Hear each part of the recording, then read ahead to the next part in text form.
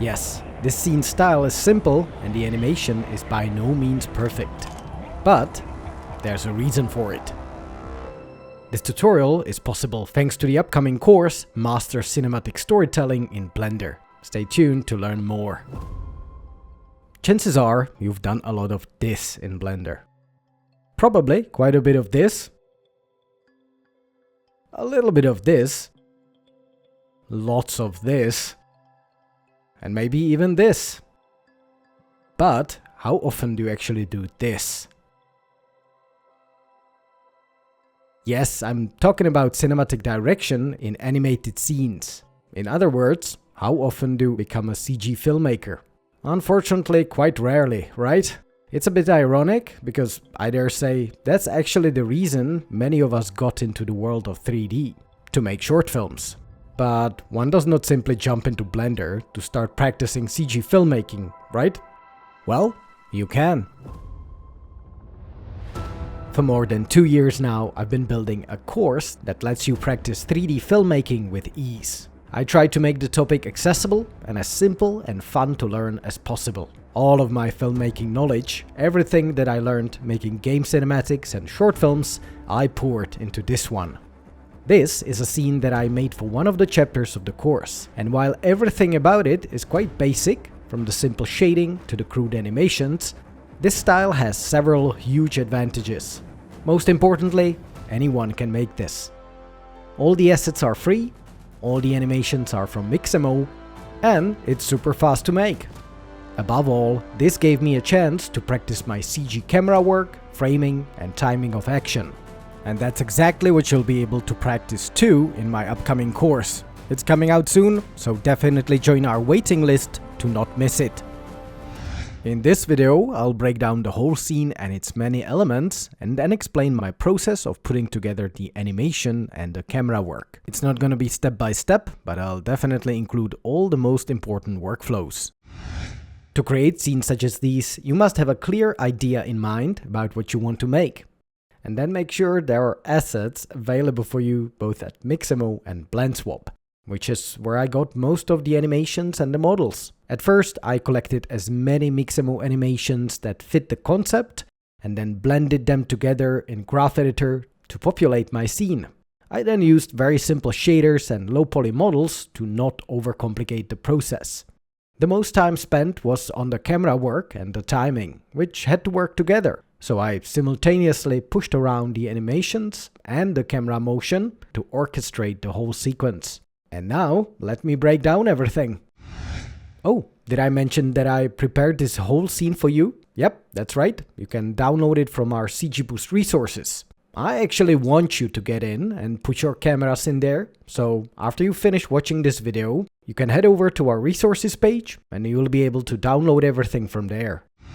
One day in the future, I would love to just jump to the drawing board, think about any animation that I want, and then tell a gang of animators what I want them to animate for me.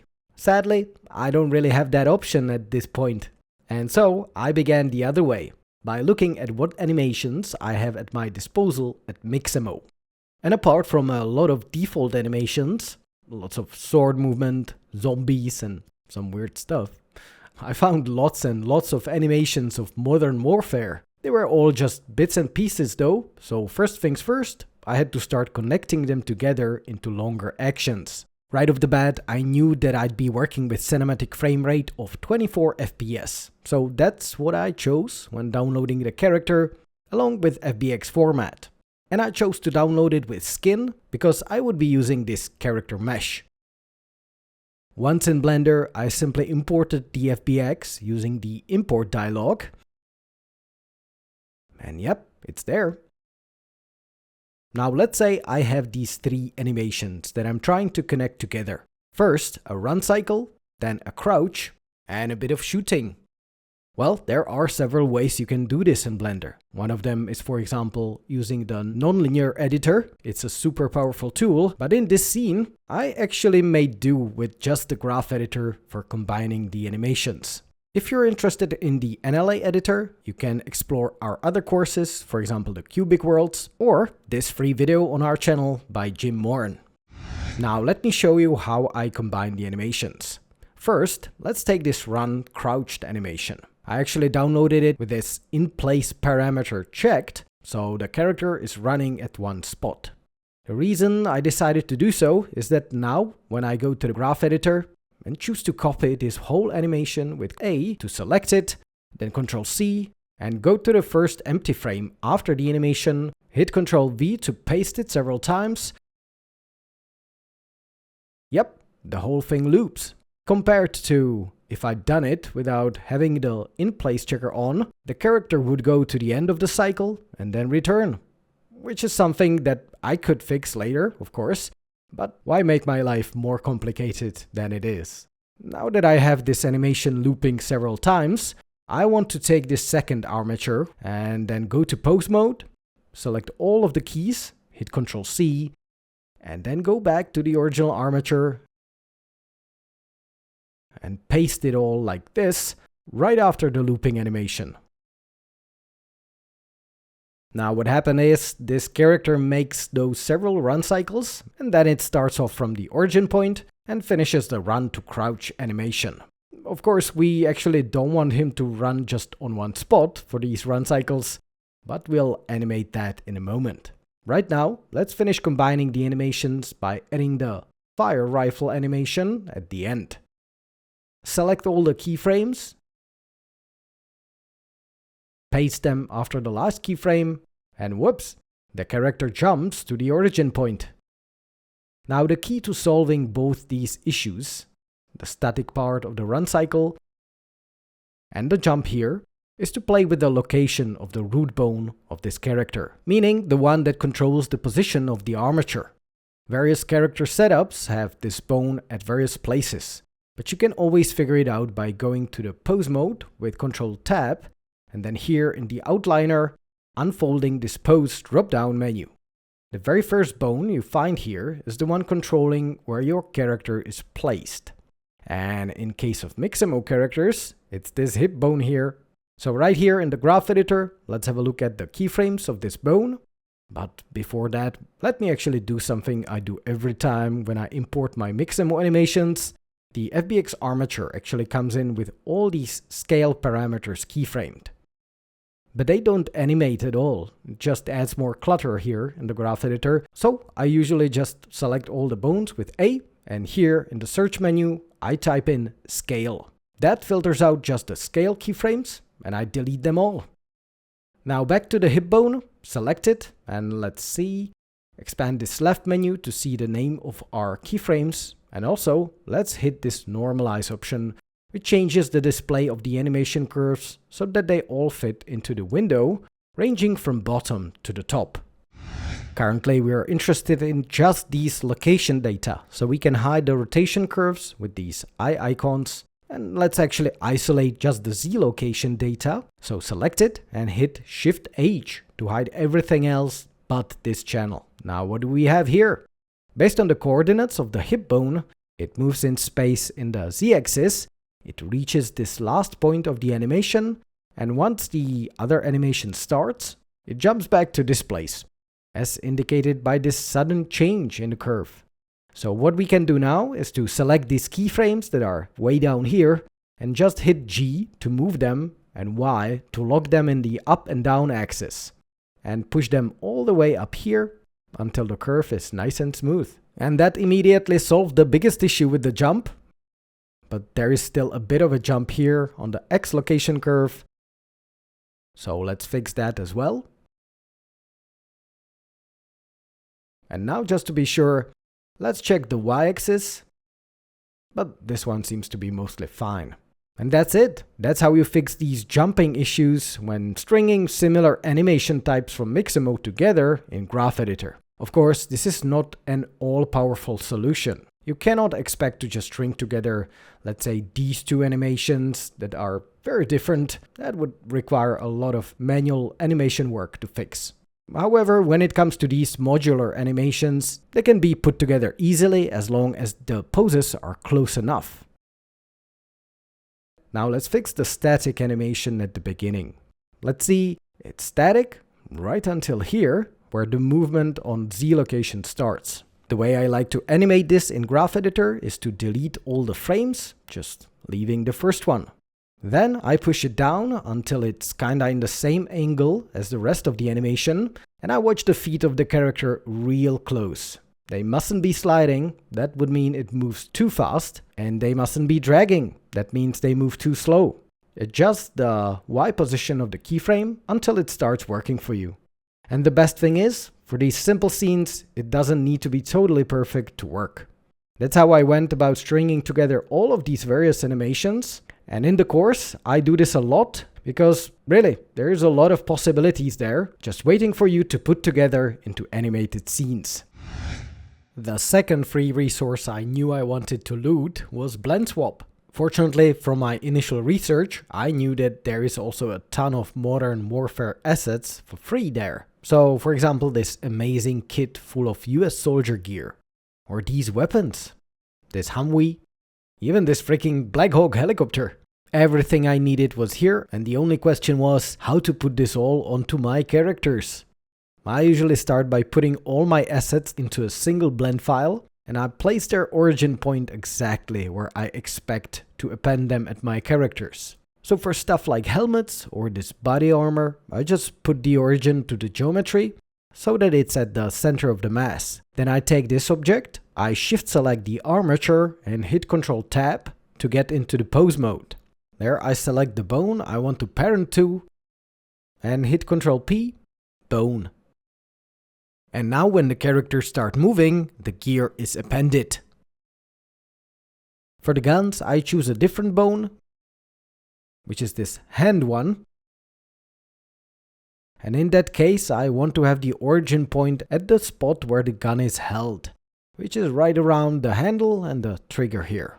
That's how easy it was to transform my Mixamo mannequins into something resembling soldiers. When it comes to the gear, yes, I got inspired by the movie Black Hawk Down, but please do not eat me alive if there are some inaccuracies. I'm definitely not a military expert. To make the Humvee and the Black Hawk models move, I used two simple techniques. First, there was the follow path constraint. I simply made sure that the Humvee is joined into one object. I put its origin down on the ground and to the center of its mass, and then the wheels I actually kept separate to be able to animate them turning by just keyframing this rotation axis.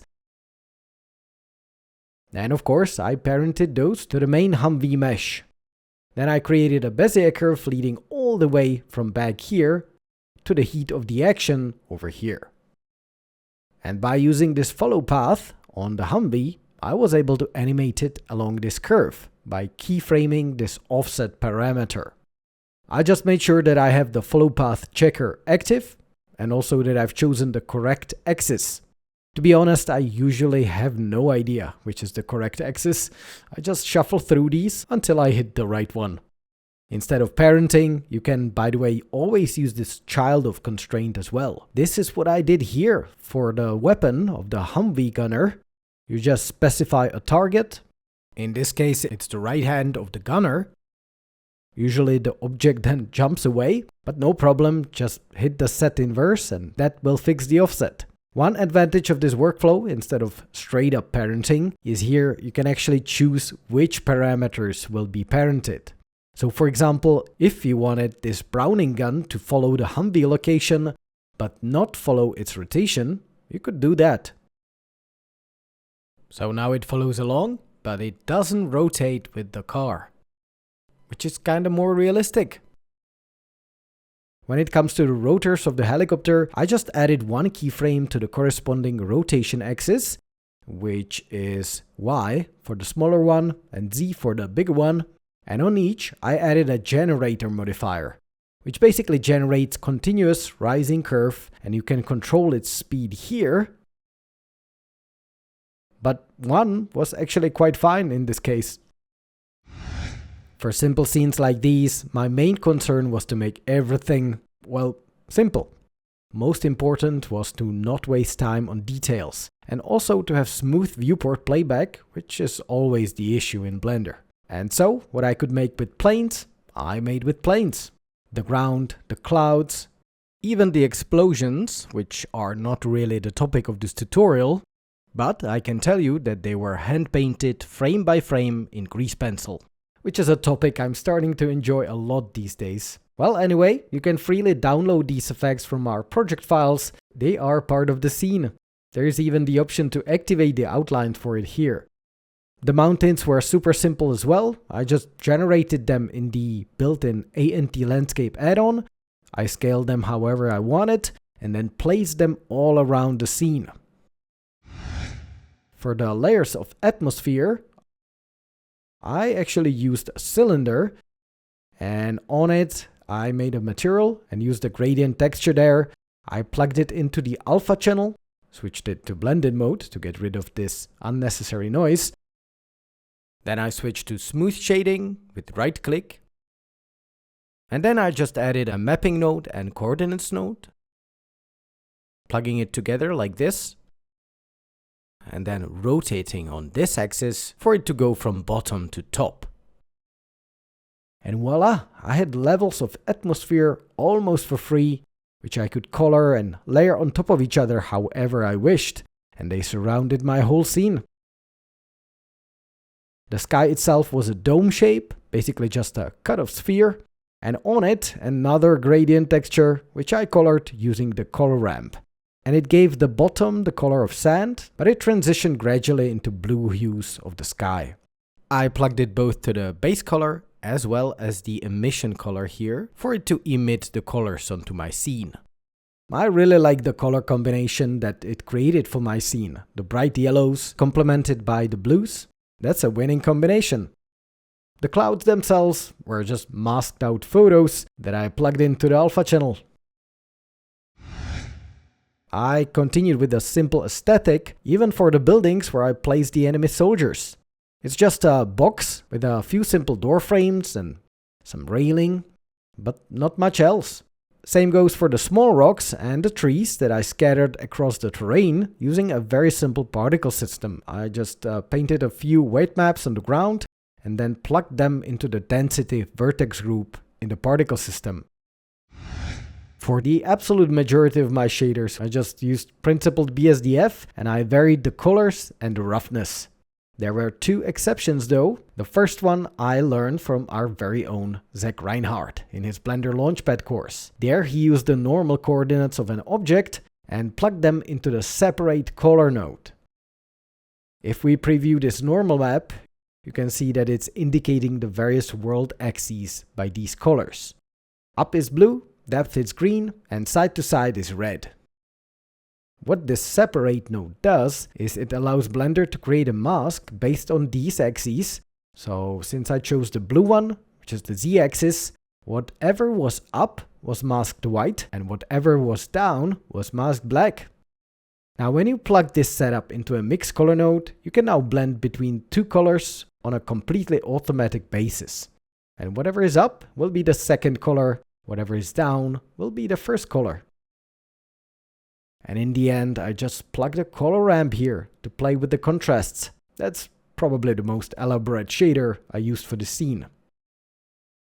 To give more variety to my ground, I also painted a vertex color map, making these sorts of lines, guiding the eye a little bit towards the building here. It's subtle, but it's there. I then just used the attribute node, typing in the name of my vertex color map here, and I once again used it in a mix color node. Whatever was black was this lighter color, whatever was white became this darker color. In short, I got majority of my elaborate assets from BlendSwap, and everything else I modeled and shaded in as simple form as possible. There was just one exception, these rocks that I got from this amazing Polynature pack. I wholeheartedly recommend you to buy the whole thing, because it's basically all you need for these sorts of simplified environments. Have no fear, however, we actually ship a portion of these assets with the course. So everyone will be able to build their simple environments using assets that we'll provide. In the end, I wanted to make everything in this scene super simple because the aim was to get to the cinematic part as fast as possible. And that is where the real fun begins. Before we dive into the cinematic breakdown, let me tell you about the upcoming course. In Master Cinematic Storytelling in Blender, I put all I know about creating cinematic looking images into 8 hours of lessons. that will guide you from values to colors, from framing to composition, from cinematic tools to sequences of shots. All that using only Blender and other free tools. Think of it as one of those fancy books on art and cinematic fundamentals, only in form of video lessons. By the end of the course, and after going through numerous exercises, you'll be able to confidently dive into short film creation, knowing your fundamentals are solid.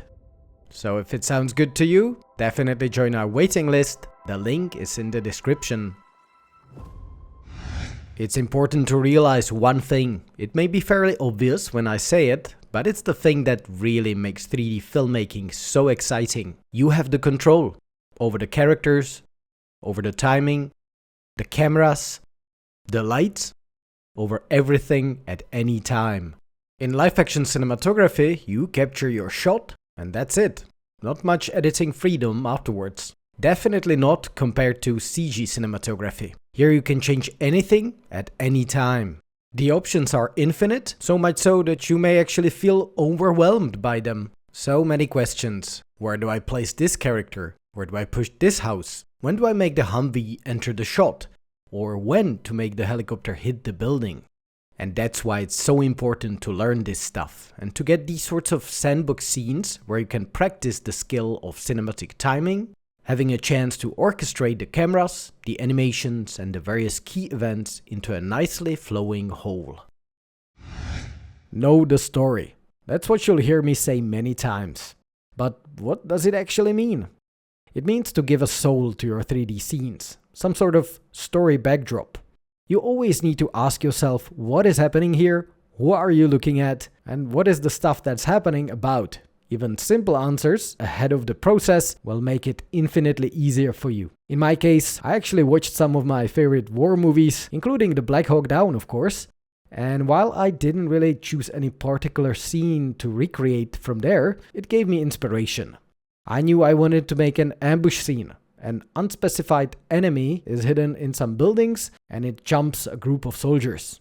What begins as an unfavorable situation for the soldiers, however, quickly turns around, especially when the helicopter arrives. On top of that, I thought about which style of camera work would suit this situation.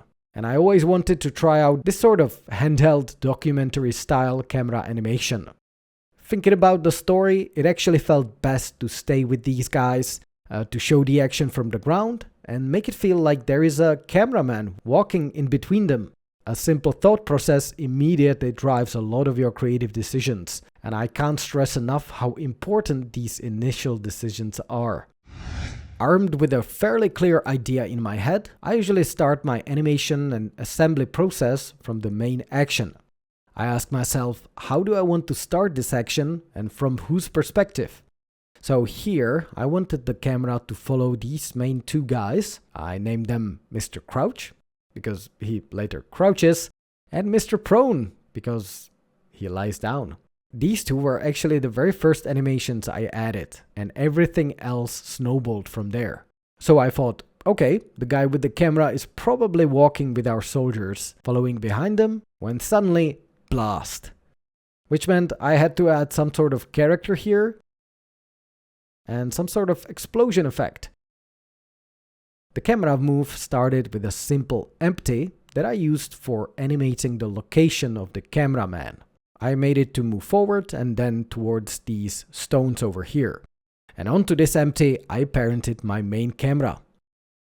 I may be in the minority, but I actually never use any fancy camera setups for my shots. Usually just one empty that drives my camera's position, and in some cases a few constraints for the camera, but that wasn't even the case in this shot. By the way, I dedicate a whole chapter to camera work in the course.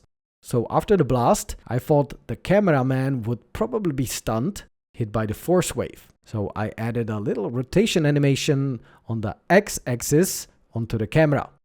This is how I make these more complex moves. I first animate the camera movement on the empty, and then you could go in and keyframe this rotation parameter on the camera at various key stages of the animation, but there is actually a quicker way.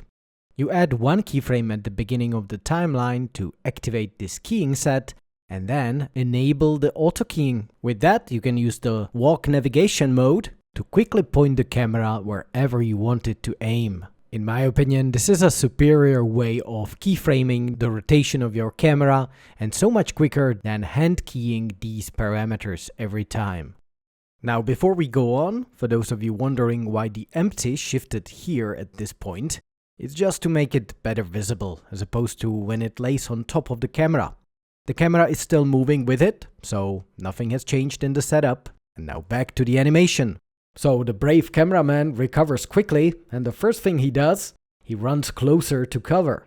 First I thought he would check on Mr. Crouch to the left, maybe thinking if he can duck behind him. And already at this point, I felt like more should be happening here. So I added more Mixamo animations here, and copied the original RPG blast.